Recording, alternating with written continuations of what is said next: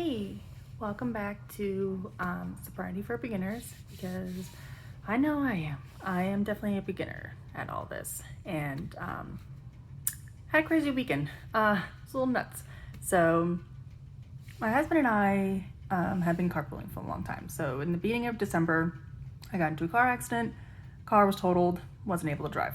So, since then, we've been carpooling back and forth to work, and it wasn't that big of a deal because we only work like 6 miles away from each other, so it wasn't that big of a deal. But after a while, we kind of got sick of it.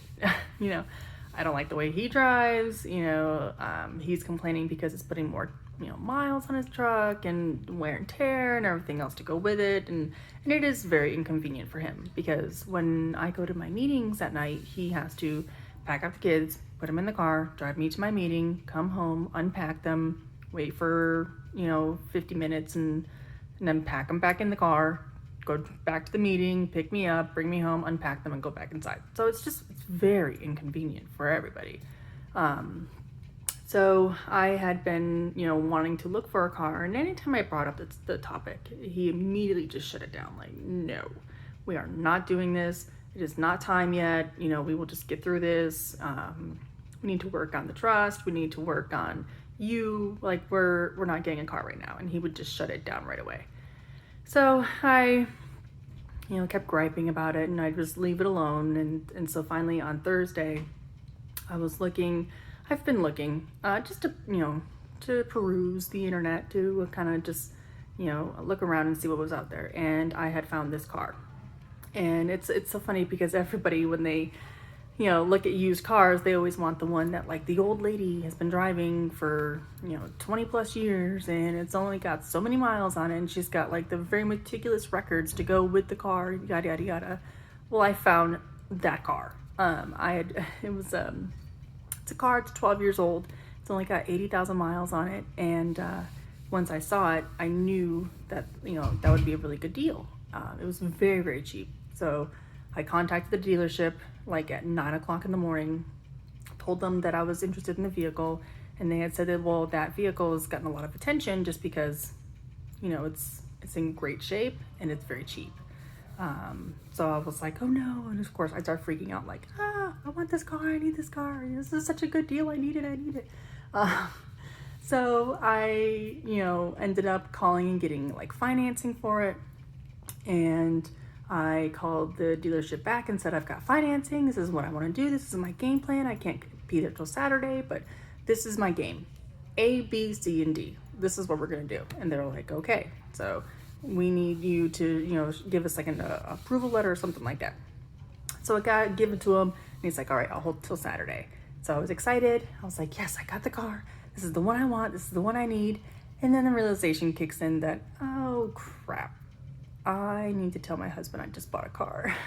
Like, I was so excited, and I was so ready to get this car because I knew it was such a good deal. And, the hype of it, and of course the pressure from the salesman didn't really help, but I knew that I wanted this car. So I sent my husband a message, and I said, guess what I did today? I bought a car today. He's not happy. On the way home, he had a very long discussion, and I let him talk. I didn't interrupt him.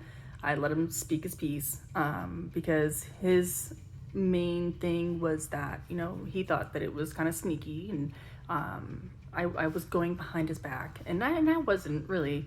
It just happened to be that, this came up, and I got really excited about it, and it was a selfish thing too, because we talked about it in the meeting the other night where, as an alcoholic, we do a lot of selfish things. Like, I want this and I want this now. And it doesn't matter who, what, when, get out of my way. I'm going to get it. And I definitely was displaying that behavior. I saw this car and I was like, I want this car. I want it now. Like Veruca Salt from Willy Wonka. I want it now, So he was mad, and he had every right to be. Most people, regardless of the price of the car, usually talk to their husband or their wife or their spouse or whatever before they do something like that. And I just like gung-ho went for it. Like I'm buying this car. So he griped and griped and griped and griped, and he got mad at me, and we didn't talk at all that night.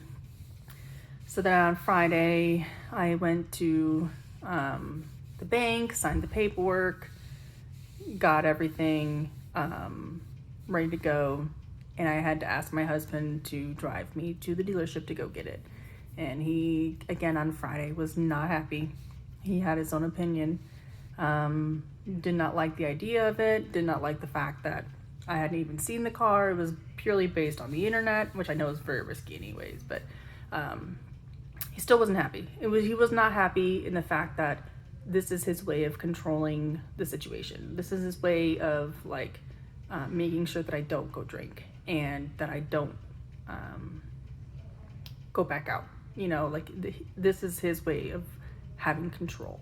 And I told him, I said, unfortunately, I know you're trying very hard, but it's not your decision whether I drink or not. It's my decision.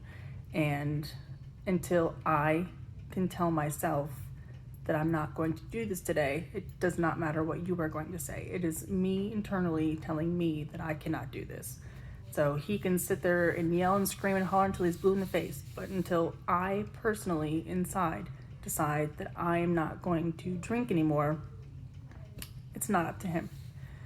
So he drove me out there and I got the car, and it's an adorable car. It's so cute.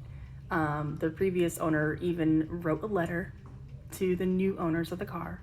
It has all of the receipts, and it is the sweetest little story to go with it. And it really truly is like that little car that you buy from an older person, that they like stapled every receipt. It's all in chronological order. And he even, like I said, he even wrote a letter to the next owner of this vehicle, and it's adorable. And I got it home. My husband got, kind of griped and drug his feet as far as wanting to go look at the car. So finally he went outside and looked at it. And the next day, on Sunday, he was like, oh, why don't you have so-and-so come over and come check out your new car, blah, blah, blah, blah, blah. And I'm like, Now you see that it's not as bad as you wanted it to be. Now you see that the reason why I did what I did. We're still gonna carpool in the mornings. We're still gonna drive, to and from work together, just because it makes more sense, honestly.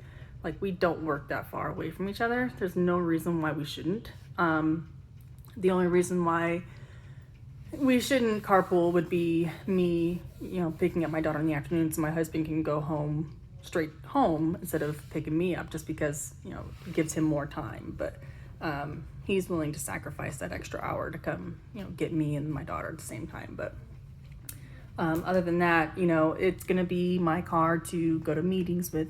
It's gonna be my car to go get groceries. It's gonna be my car to run up the street to go pick up prescriptions, so on and so forth. So it's gonna be like the car that I can go to and from with, like my little go-get car. I need to go get this. I need to go get that. That's my little go-get car. And we'll still drive to and from work. And it's funny because on Sunday, guess what? He said, hey, we need new Swiffer sweepers, blah, blah, blah, from Walmart. Can you run up to Walmart and go get it? Because he knew I had a new car. So he's already happy in the fact that I have my own mode of transportation and he doesn't have to be the one to drive me around. So it's good. It feels good. It feels good to have that tiny little independence. It was very rocky to start. He did not want anything to do with it because he felt like he was losing control and it was going to go straight back to where it was, but it didn't.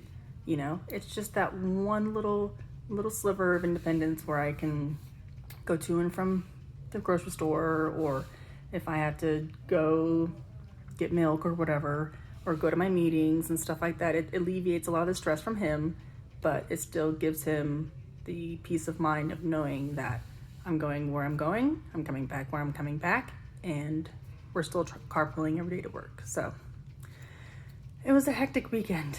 It was a crazy weekend, but it was a good weekend.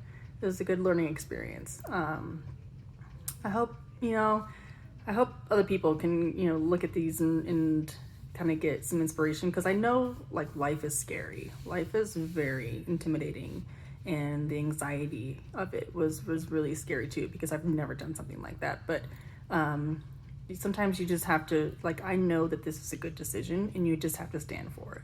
And you just have to stand that I know that this is going to be the best for all of us. And some people, they will try and tell you no, and they will try and tell you, like, this is not the best thing for you, but you know that it's the best thing for you. Then stand your ground, because like I said, no one's going to make that decision for me but me. So I hope you can get some inspiration out of it. Obviously, if it's a bad decision, you may need some help, or if it's more of a financial decision, it may be good to ask someone for help. But sometimes you do just have to stand up to some people, and it's okay to say no. So I hope everybody else enjoys their day. I'm having a good day because I got my car, and I will talk to you in the next one.